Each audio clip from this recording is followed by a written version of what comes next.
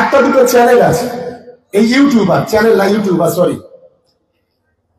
প্রতিদিন মিথ্যে কথা বলে মানুষকে বিভ্রান্ত করছে, এখানে সাম্প্রদায়িক দাঙ্গা লাগাতে চাইছে। আমি বলবো যেখানে পারবেন এখানে এদেরকে কেলাবেন, তার জন্য যা হবে আমি আছি মন্তব্য, আমি তোমাদের পাশে থাকবো, যেখানে পাবেন সেখানে কেলাবেন। গত অক্টোবর মাসে এভাবেই প্রকাশ্য সমাবেশ থেকে ইউটিউবারদের মারার নিদান দিয়েছিলেন তৃণমূল বিধায়ক শওকত মোল্লা। তার এক মাসের মধ্যে ভাঙড় তার প্রতিফলন দেখা গেল। তিনি যেভাবে অনুগামীদের সাংবাদিকের উপর আক্রমণ করার জন্য লেলিয়ে দিয়েছিলেন, তার প্রভাব পড়তে শুরু করেছে ভাঙড়ে। শুক্রবার ভাঙড়ের হাতিশালায় বিধায়ক শওকত মোল্লার উপস্থিতিতে এক সাংবাদিককে মারধর করা হলো। মারধর করার অভিযোগ শওকত অনুগামী তৃণমূল কর্মীদের বিরুদ্ধে। আক্রান্ত সাংবাদিক কি বলছে শুনুন। আমি হাতিশালায় আসি, এসে গাড়ির থেকে নেমে ওই চায়ের দোকানের ওখানে চা খাবো, এমন সময় এমএলএ সাহেব একটা মিটিং করে রাস্তা পার হচ্ছিল। সেই সময় এমএলএ সাহেবের সঙ্গে কথা বলে রাস্তার ওখানে দাঁড়িয়েছিলাম। হাবিজুল বলে একজন, ও একাধিকবার আমার হুমকি দেয়, আমি সাংবাদিকের কাজ করি।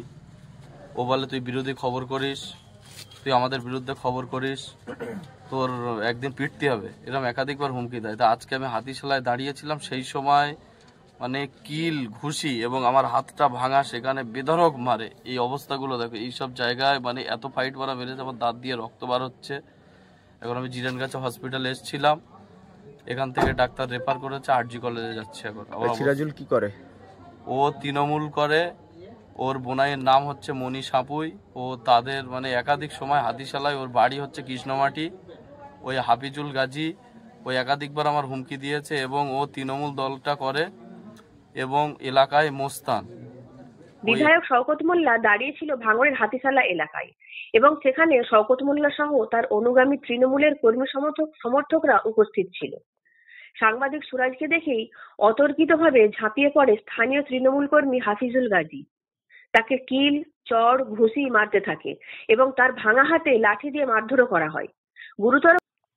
গুরুতরভাবে আক্রান্ত হয় সাংবাদিক সুরাজ। তাকে ভাঙড়ের প্রাথমিক স্বাস্থ্য কেন্দ্র থেকে স্থানান্তরিত করা হয় আরজি কর হাসপাতালে। আক্রান্ত সাংবাদিক জানান, এর আগেও একাধিকবার তার নাকের হুমকি দেয় এই হাফিজুল, আর আজ হঠাৎ তার উপরে এভাবে হামলা চালায়। তার অপরাধ শাসক বিরোধী খবর করা, শাসকের অন্যায় তুলে ধরা, আর এই সমস্ত কারণেই তার উপরে হামলা চালানো হয়েছে। এই ঘটনা নিয়ে সরব হয়েছে ভাঙড়ের বিধায়ক নওশাদ সিদ্দিকী।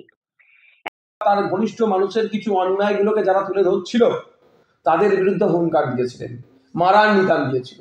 আজকে খবর পেলাম হাতিশালাতে, যাকে আমরা 6 লেন বলে জানি, সেখানেও আশপাশে এলাকাতে একটি ডিজিটাল প্ল্যাটফর্মের সাথে কাজ করেন এক সাংবাদিক, তার উপরে আক্রমণ হয়, যেখানে শওকত মোল্লা তার অদূরেই ছিলেন।